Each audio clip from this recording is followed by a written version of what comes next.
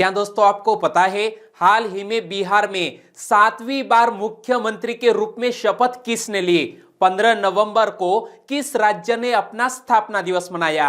आत्मनिर्भर Madhya Pradesh 2023 road map किसने launch किया? ऐसे ही 13 बड़ी खबरों को कवर करते हुए हमने आज का बोले तो 17 नवंबर का करंट अफेयर का वीडियो तैयार किया है। यह वीडियो लास्ट तक देखें। लास्ट में मैं आपसे एक क्वेश्चन पूछूंगा जिसका आंसर आपको नीचे कमेंट बॉक्स में देना है। और यदि आपने एक साल तक के लिए हमारी GK 2020 चैनल को फॉलो कर लिया तो आपका जो सोचने का तरीका है वो बिल्कुल ही बदल जाएगा और आपकी आने वाली एग्जामिनेशन में करंट अफेयर का एक सिंगल क्वेश्चन भी गलत नहीं हो सकता, यह हमारा वादा है। और इसीलिए मैं आपसे बोलता हूं, यदि आपने हमारी GK 2020 चैनल को सब्सक्राइब नहीं किया है तो सब्सक्राइब कीजिए, बाजू में जो बेल आइकन है उसे भी प्रेस कर दीजिए क्योंकि आने वाले हर एक वीडियो की अपडेट आपको मिलती रहे। चलिए स्टार्ट करते हैं पहले क्वेश्चन से। पहला क्वेश्चन, बिहार के 7वीं बार मुख्यमंत्री के रूप में शपथ किसने ली है?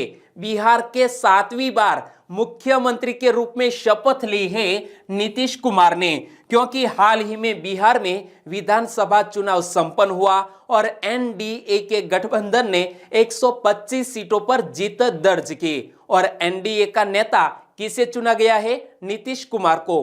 तो दोस्तों बिहार से जुड़े हुए और भी क्वेश्चन बन सकते हैं। बिहार में राष्ट्रीय जनतांत्रिक गठबंधन यानी कि NDA का नेता किसे चुना गया? श्री नीतीश कुमार को। और नीतीश कुमार को मुख्यमंत्री पद की शपथ किसने दिलाई? तो कोई भी राज्य के मुख्यमंत्री को शपथ कौन दिलाता है? उस राज्य का राज्यपाल। तो बिहार का राज्यपाल वर्तमान में कौन है? फागू चौहान। फागू चौहान ने नीतीश कुमार को मुख्यमंत्री पद की शपथ दिलाई। और बिहार विधानमंडल का नेता किसको चुना गया है? तारकिशोर प्रसाद को।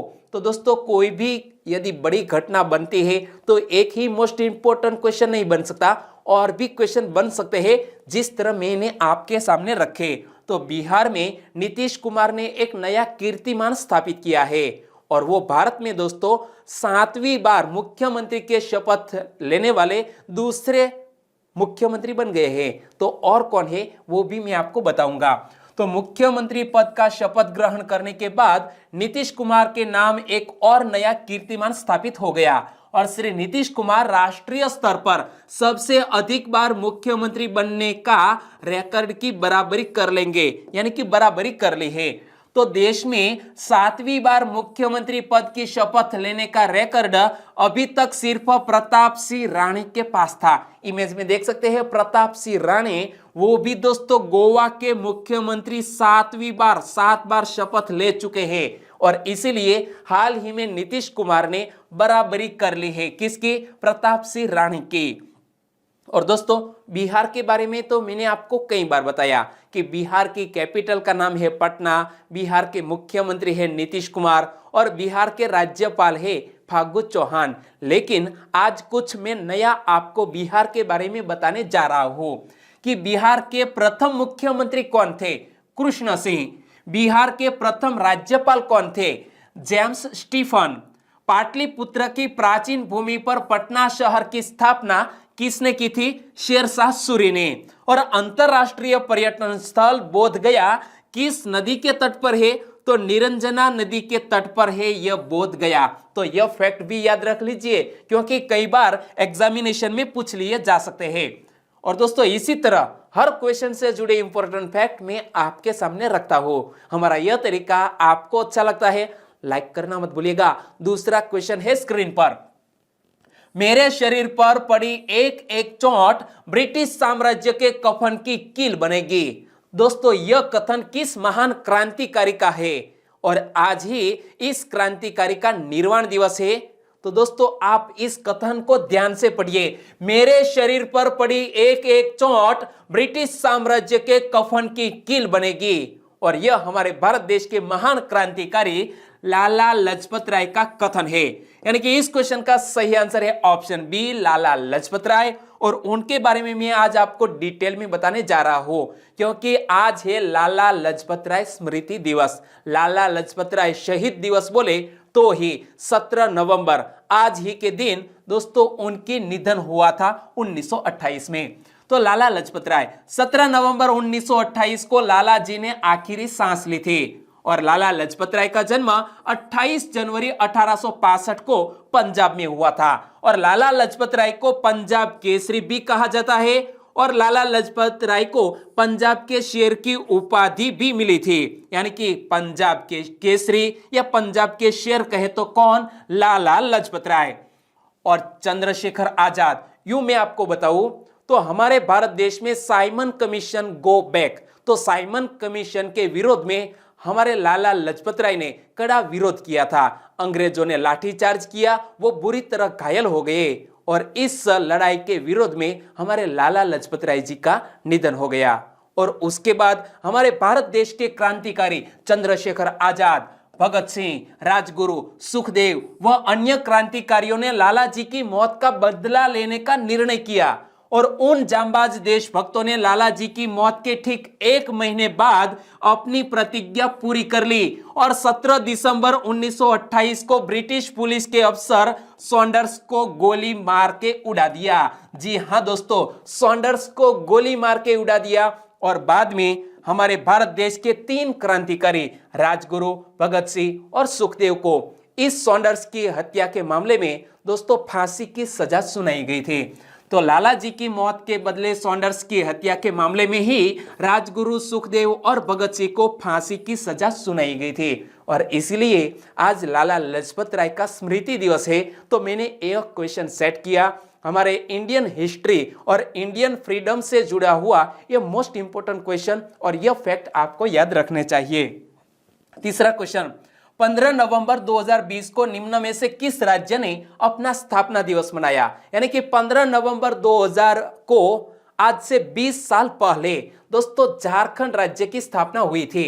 यानी कि 15 नवंबर 2020 को झारखंड राज्य ने अपना स्थापना दिवस मनाया। यानी कि इस क्वेश्चन का सही आंसर है झारखंड। तो झारखंड की कैपिटल का नाम क्या है? रांची। और संपूर्ण भारत में वनों के अनुपात में प्रदेश एक अग्रणी राज्य माना जाता है। जी हां दोस्तों, बिहार में घने जंगल भी है और बिहार के दक्षिणी हिस्से को विभाजित कर झारखंड प्रदेश का सृजन किया गया था। और झारखंड की वर्तमान राज्यपाल कौन है? द्रौपदी मुर्मू। और झारखंड के वर्तमान मुख्यमंत्री कौन है? हेमंत सोरेन। और झारखंड का गठन कब किया गया? 15 नवंबर 2000 को। और झारखंड के बारे में आज मैं आपको कुछ नया बताने जा रहा हूं। झारखंड के प्रथम मुख्यमंत्री कौन थे? बाबूलाल मरांडी। यहां आप इमेज में देख सकते हैं, बाबूलाल मरांडी झारखंड राज्य के पहले मुख्यमंत्री थे। और झारखंड के पहले राज्यपाल कौन थे? प्रभात कुमार। और झारखंड के छोटा नागपुर का जिक्र किस ऐतिहासिक ग्रंथ में किया गया है? तो अकबरनामा नामक जो ग्रंथ है इसमें भी झारखंड के छोटा नागपुर का जिक्र किया गया है। और प्रसिद्ध क्रिकेट खिलाड़ी महेंद्र सिंह धोनी का जन्म कहां हुआ? तो झारखंड की कैपिटल रांची में महेंद्र सिंह धोनी का जन्म हुआ और इसीलिए महेंद्र सिंह धोनी को रांची का राजकुमार भी कहा जाता है। ओके, चौथा क्वेश्चन, हाल ही में सुर्खियों में रहा सूर सरोवर किस राज्य में स्थित है? इमेज में देख सकते हैं सूर सरोवर, जो एक रामसर साइट हाल ही में घोषित किया गया। और इसी तरह दोस्तों महाराष्ट्र के लोनार झील और यह सुख सरोवर, सूर सरोवर, दोनों को रामसर साइट घोषित किया गया। और अब हमारे भारत देश में ऐसे 41 रामसर साइट हो गए हैं। यानी कि यह जो सूर सरोवर है वो दोस्तों उत्तर प्रदेश में आगरा के निकट स्थित है। यानी कि इस क्वेश्चन का सही आंसर है ऑप्शन डी, उत्तर प्रदेश। और यहां मैं दोनों रामसर साइट के बारे में आज आपको डिटेल में बताने जा रहा हूं। केंद्रीय पर्यावरण, वन और जलवायु परिवर्तन मंत्री प्रकाश जावड़ेकर ने भारत में 2 और आर्द्र भूमि क्षेत्रों को रामसर स्थल के रूप में शामिल किए जाने पर प्रसन्नता व्यक्त की है। यानी कि हमारे प्रकाश जावड़ेकर किस मंत्रालय के मंत्री है वो भी याद रख लो, हमारे केंद्रीय पर्यावरण, वन और जलवायु परिवर्तन मंत्री है प्रकाश जावड़ेकर। उन्होंने यह घोषणा की है और भारत में 2 नई रामसर साइट घोषित की गई है। तो ये 2 स्थान महाराष्ट्र की लोनार झील, यहां आप इमेज में देख सकते हैं, और दूसरी उत्तर प्रदेश के आगरा का सूर सरोवर। यहां पर यह है सूर सरोवर जिसे कित्थम झील के नाम से भी जाना जाता है। इससे दोनों को हाल ही में नई रामसर साइट घोषित किया गया। और अब हमारे भारत देश में ऐसी कितनी रामसर साइट हो गई है? 41। और दोस्तों यहां दोनों के बारे में मैं आज आपको डिटेल में बताने जा रहा हूं। और लोनार झील की बात करें तो इनसे जुड़ा हुआ एक और क्वेश्चन सुर्खियों में था कि पानी के लाल रंग में परिवर्तन होने के कारण निम्न में से कौन सी झील सुर्खियों में रही थी? लोनार झील। और लोनार झील की बात करें तो यह एक क्रैटर झील है। क्या? यह एक क्रैटर झील है और इसका निर्माण प्लीस्टोसीन काल में उल्कापिंड के गिरने से हुआ था, जो 1.85 किलोमीटर के व्यास एवं 500 फीट की गहराई के साथ बेसाल्टिक चट्टानों से निर्मित है। और इस झील का पानी खारा एवं क्षारीय दोनों है। तो दोस्तों हमारे भारत देश में उल्कापिंड से के गिरने से यह झील का निर्माण हुआ था। और यहां आगे बात करें तो सूर सरोवर पक्षी अभयारण्य, जिसे हाल ही में रामसर साइट घोषित किया गया, वो दूसरा स्थान। उत्तर प्रदेश वन विभाग ने 27 मार्च 1991 को इसे पूरे क्षेत्र को राष्ट्रीय पक्षी अभयारण्य का नाम दिया था, यानी कि सूर सरोवर पक्षी अभयारण्य। और भारत ने रामसर संधि पर हस्ताक्षर कब किए थे, वो भी एक क्वेश्चन बन सकता है। तो भारत ने रामसर संधि पर 2 फरवरी 1971 को इस संधि पर हस्ताक्षर किए। और रामसर संधि का उद्देश्य क्या है? वैश्विक स्तर पर जैव विविधता को संरक्षित रखने के लिए आर्द्र भूमि क्षेत्रों के विकास और रख रखाव का अंतरराष्ट्रीय नेटवर्क बनाना है। ओके, 5वां क्वेश्चन, हाल ही में सुर्खियों में रहे प्रजनेश गुणेश्वरन का संबंध निम्न में से किस खेल से है? दोस्तों हमारे भारत देश के एक जाने माने प्लेयर है जिसका नाम है प्रजनेश गुणेश्वरन, जो हाल ही में सुर्खियों में रहे। वो हमारे भारत देश के एक जाने माने टेनिस प्लेयर है, यानी कि इस क्वेश्चन का सही आंसर है ऑप्शन सी, टेनिस प्लेयर। और यहां आप देख सकते हैं प्रजनेश गुणेश्वरन को। और हमारे भारत देश के एक बहुत ही बड़े टेनिस प्लेयर है जो हाल ही में एक इवेंट में फाइनल में पहुंच गए हैं और इसीलिए सुर्खियों में रहे कि भारतीय टेनिस खिलाड़ी प्रजनेश गुणेश्वरन अमेरिका के कैरी में खेली जा रही एटीपी अटलांटिक टायर चैंपियनशिप के फाइनल में पहुंच गए हैं। और फाइनल में उनका मुकाबला अमेरिका के डेनिस कुंडला से होगा, यानी कि इस इवेंट में यदि वो फाइनल जीत जाते हैं तो भारत देश के ऐसे एक ख्यातनाम खिलाड़ी बन जाएंगे जिन्होंने एटीपी अटलांटिक टायर चैंपियनशिप को जीता हो। 6वां क्वेश्चन, विक्रम संवत का पहला दिन किस राज्य में नए साल के रूप में मनाया जाता है? विक्रम संवत 2077 अब शुरू हो चुका है और यह दोस्तों एक राज्य में नव वर्ष के रूप में मनाया जाता है। और इस राज्य का नाम है, जहां से मैं बिलोंग करता हूं, हमारा गुजरात। यानी कि इस क्वेश्चन का सही आंसर है ऑप्शन ए, गुजरात में विक्रम संवत 2077 को नव वर्ष के रूप में प्रति वर्ष मनाया जाता है और दीपावली के दूसरे दिन से यह दिवस शुरू होता है। तो गुजरात में विक्रम संवत 2077 के पहले दिन को नव वर्ष दिवस के रूप में मनाया जाता है। और गुजरात के राज्यपाल आचार्य देवव्रत और मुख्यमंत्री विजयभाई रूपाणी ने इस अवसर पर लोगों को हार्दिक शुभकामनाएं दी है। और लोगों ने अपने घरों के बाहर पारंपरिक रूप से रंग बिरंगी रंगोलियां भी बनाई है, यानी कि ऐसी परंपरा है वो दोस्तों ऐसे विविध रंगों से घर के बाहर ऐसी रंगोलियां बनाते हैं। तो गुजरात में यह खास महत्वपूर्ण त्योहार है और एक दूसरे को मिलते हैं, लेकिन कोविड-19 के कारण अब टेलीफोनिक या तो और किसी तरीके से उन्होंने एक दूसरे को शुभकामनाएं दी है। तो गुजरात की बात करें तो गुजरात के बारे में तो मैंने आपको बेसिक इंफॉर्मेशन कई बार बताई, लेकिन आज गुजरात के बारे में कुछ मैं यूनिक बताने जा रहा हूं कि हमारे देश में सबसे अधिक बंदरगाह गुजरात राज्य में है।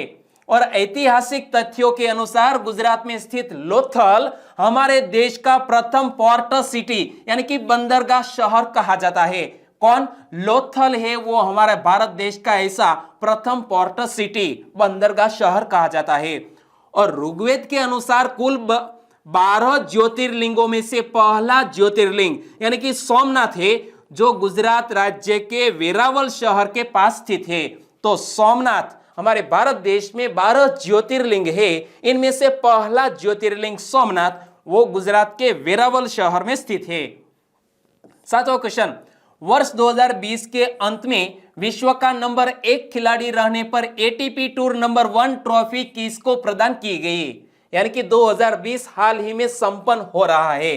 तो इस मामले में एटीपी टूर नंबर 1 ट्रॉफी का खिताब दोस्तों दिया गया है नोवाक जोकोविच को। यानी कि इस क्वेश्चन का सही आंसर है ऑप्शन सी, नोवाक जोकोविच। और यह कारनामा करने वाले दोस्तों यह दूसरे खिलाड़ी बन गए हैं। तो हाल ही में कुछ नए रिकॉर्ड्स की बात करें, जाने माने सर्बियाई टेनिस खिलाड़ी नोवाक जोकोविच टेनिस इतिहास में वह दूसरे खिलाड़ी है जो 6 बार विश्व के नंबर 1 खिलाड़ी रहे हैं। जी हाँ, विश्व के ऐसे दूसरे खिलाड़ी जो 6 बार किसी भी ईयर में टॉप 1 पर रहे हो। और उनके पहले यहां आप देख सकते हैं पीट सम्प्रास, उनके नाम पर भी यह उपलब्धि है। तो पूर्व खिलाड़ियों में केवल पीट सम्प्रास 6 साल रैंकिंग के शीर्ष पर रहे और उन्होंने यह श्रेय 1993 और 1998 के बीच हासिल किया था। और ऐसे दूसरे खिलाड़ी बन गए हैं नोवाक जोकोविच। किस देश के हैं? सर्बिया देश के एक जाने माने टेनिस प्लेयर है। 8वां क्वेश्चन, भारत ने किस राज्य के तट से QRSAM सिस्टम का सफलतापूर्वक परीक्षण किया है? दोस्तों भारत ने यह quick response surface to air missile system का सफलतापूर्वक परीक्षण किया है हमारे ओडिशा के बालासोर तट से। यानी कि इस क्वेश्चन का सही आंसर है ऑप्शन डी, ओडिशा के बालासोर तट से हमने इस सिस्टम का सफलतापूर्वक परीक्षण किया। और यह परीक्षण में किन किन एजेंसियों ने महत्वपूर्ण योगदान दिया है? तो देखो, पहले तो QRSAM, इसका पूरा नाम पढ़ लीजिए क्योंकि एग्जामिनेशन में कई बार इसका फुल फॉर्म पूछ लिया जाता है। QRSAM इसका पूरा नाम है quick reaction surface to air missile.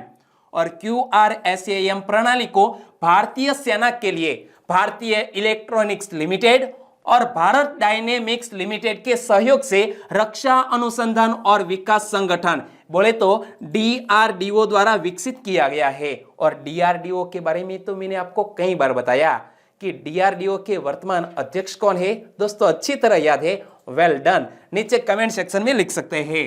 और यह प्रणाली मूवमेंट पर नजर रखने और लक्ष्य को ट्रैक करने और छोटे स्थानों पर लक्ष्य को भेदने में सक्षम है। और इस प्रणाली को भारतीय सेना के स्ट्राइक कार्यवाहियों में हवाई रक्षा कवरेज प्रदान करने के लिए डिजाइन किया गया है। यानी कि हमारी कोई सेना यदि एयर स्ट्राइक करती है, जिस तरह हमने पाकिस्तान पर एयर स्ट्राइक किया था, तो इसी तरह एयर स्ट्राइक कार्यवाहियों में हवाई रक्षा कवरेज प्रदान करने के लिए यह सिस्टम हमारे लिए फायदेमंद हो सकते हैं। 9वां क्वेश्चन, प्रोजेक्ट एयर केयर की शुरुआत किस उद्देश्य से की गई है? प्रोजेक्ट एयर केयर यानी कि स्वच्छ हवा के मामले में एक प्रोजेक्ट की शुरुआत की गई है। और यह प्रोजेक्ट की शुरुआत क्यों की गई है? तो बढ़ते वायु प्रदूषण से निपटने के लिए, जिस तरह दिल्ली में वायु प्रदूषण बढ़ रहा है, तो इसी को देखते हुए हरियाणा में हाल ही में यह कदम उठाया गया है प्रोजेक्ट एयर केयर। और इसका उद्देश्य है बढ़ते वायु प्रदूषण से निपटना। तो हरियाणा के मुख्यमंत्री कौन है? मनोहर लाल खट्टर। तो हरियाणा के मुख्यमंत्री मनोहर लाल खट्टर ने गुड़गांव में यह प्रोजेक्ट एयर की शुरुआत की है। कहां पर? गुड़गांव में इसकी शुरुआत की है। और यह क्या है? तो प्रोजेक्ट एयर केयर के बारे में मैं आपको बता रहा हूं। वायु गुणवत्ता में सुधार करने के लिए 65 विंग एगमेंटेशन एयर प्योरीफाइंग यूनिट्स यानी कि वायु को गुड़गांव के उच्च वायु गुणवत्ता सूचकांक यानी कि एयर क्वालिटी इंडेक्स वाले क्षेत्रों में स्थापित किया जाएगा। यहां आप देख सकते हैं। तो इसी तरह वायु सिस्टम को गुड़गांव में स्थापित किया जाएगा। और आगे बताओ, इन एयर प्यूरिफायर को CSIR नीरी और IIT बॉम्बे द्वारा विकसित किया गया है। तो यहां यह टर्म आया CSIR नीरी, इसका पूरा नाम क्या होता है? तो CSIR का पूरा नाम council of scientific and industrial research होता है। और नीरी का पूरा नाम national environmental engineering research institute है। और IIT बॉम्बे का पूरा नाम Indian institute of technology Bombay है। और यह हाल ही में एयर प्यूरिफायर सिस्टम को विकसित किया है इन संस्थानों ने। 10वां क्वेश्चन, आत्मनिर्भर मध्य प्रदेश 2023 का रोड मैप किसने लॉन्च किया है? आत्मनिर्भर मध्य प्रदेश 2023 का रोड मैप लॉन्च किया है मध्य प्रदेश के चीफ मिनिस्टर शिवराज सिंह चौहान ने। यानी कि इस क्वेश्चन का सही आंसर है शिवराज सिंह चौहान। उन्होंने यह आत्मनिर्भर मध्य प्रदेश 2023 रोड मैप को लॉन्च किया। तो भोपाल के मिंटो हॉल में आयोजित कार्यक्रम में मध्य प्रदेश के मुख्यमंत्री शिवराज सिंह चौहान ने रोड मैप को लॉन्च किया है। और इस रोड मैप का उद्देश्य क्या है? तो इस रोड मैप में रोजगार के अवसर कैसे बढ़ाए जाए, किसानों की आय 2022 तक कैसे दोगुनी की जाए, इसी मामले में यहां वर्णन दिया गया है इस आत्मनिर्भर मध्य प्रदेश 2023 के रोड मैप में।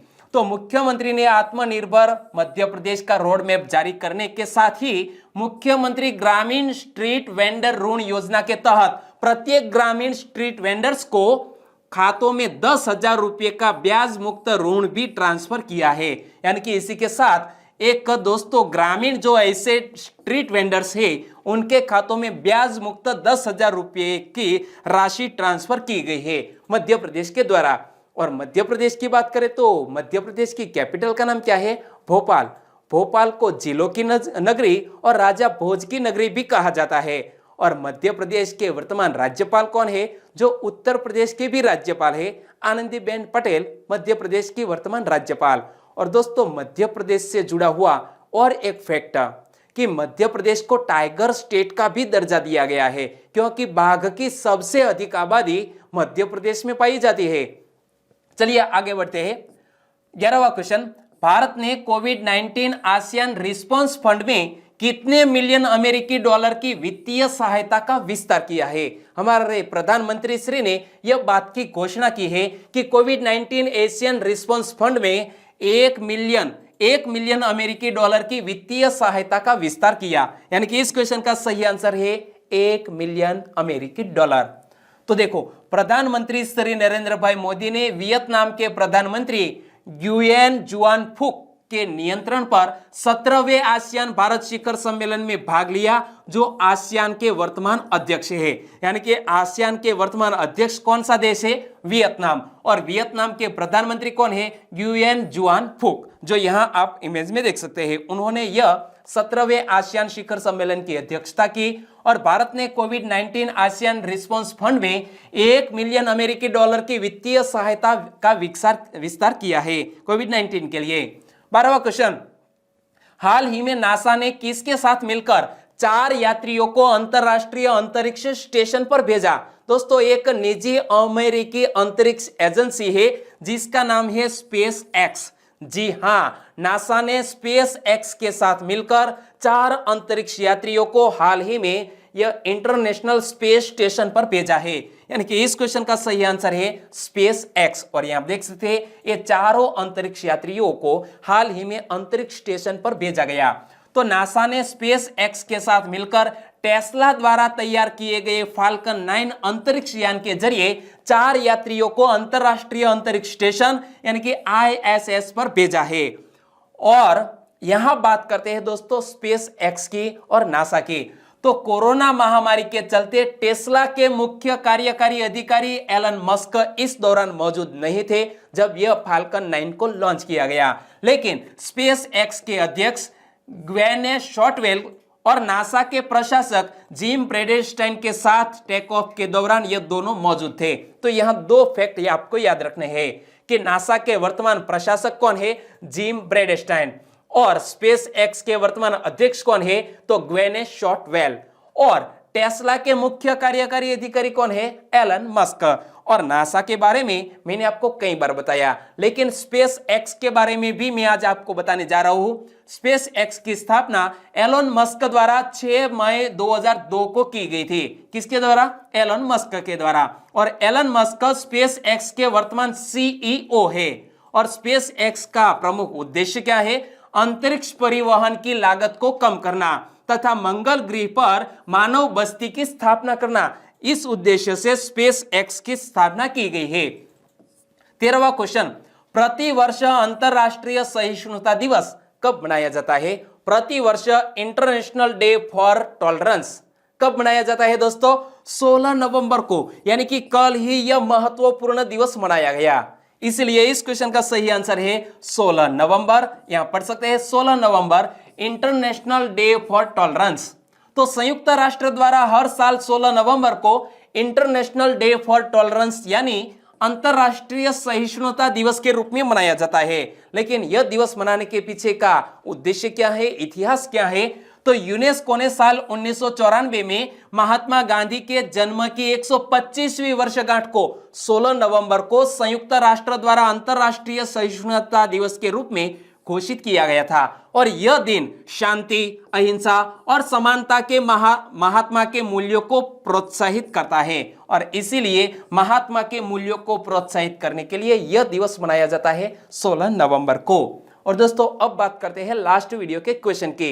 लास्ट वीडियो में मैंने आपसे क्वेश्चन पूछा था कि भारत के सीमा शुल्क विभाग ने 18 टन लाल चंदन की लकड़ी को पकड़ने के लिए कौन सा अभियान चलाया? लाल चंदन, 18 टन लाल चंदन को पकड़ने के लिए दोस्तों ऑपरेशन थंडर चलाया गया।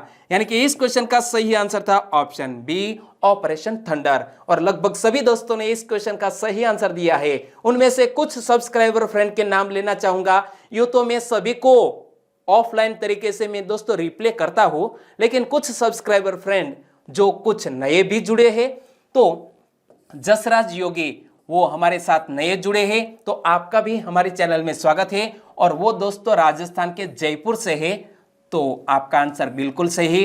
रितेश कुमार रंजन वो भी हमारे साथ नए जुड़े हैं, मोतीहारी से है, उन्होंने भी इस क्वेश्चन का सही आंसर दिया। रितेश कुमार आपका भी हमारे चैनल में स्वागत है।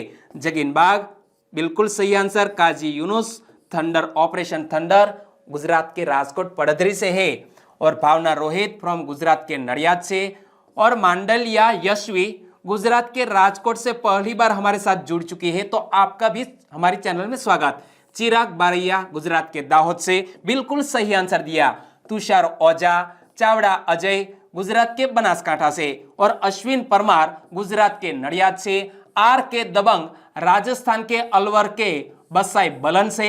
विश्व मेवाड़ा बिल्कुल सही आंसर। और चुनीलाल कलारा उन्होंने इस क्वेश्चन के बारे में डिटेल में आंसर बताया। सभी दोस्तों को सही आंसर देने के लिए बहुत बहुत धन्यवाद। और आज के वीडियो का क्वेश्चन ए रहा स्क्रीन पर। अंतरराष्ट्रीय बाल शांति पुरस्कार से किसको सम्मानित किया गया?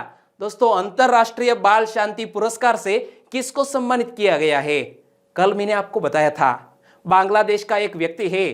दोस्तों सही आंसर देना है नीचे कमेंट बॉक्स में। और कल का वीडियो आपने देखा है तो आंसर तो पता ही होगा, तो लिख दीजिए, क्योंकि एक बार आप लिख देंगे फिर आप उसे कभी नहीं भूलेंगे। और वीडियो वाकई में अच्छा लगा है, क्वालिटी की दृष्टि से सुपर से भी ऊपर लगा है, तो लाइक कीजिए। और आपके दोस्तों को फेसबुक, व्हाट्सएप या टेलीग्राम के जरिए इस वीडियो की लिंक शेयर करना मत भूलिएगा। बस छोटी सी उम्मीद के साथ आज का वीडियो यहीं खत्म करते हैं। फिर मिलेंगे नए करंट अफेयर वीडियो के साथ। तब तक के लिए टेक केयर एंड जय हिंद।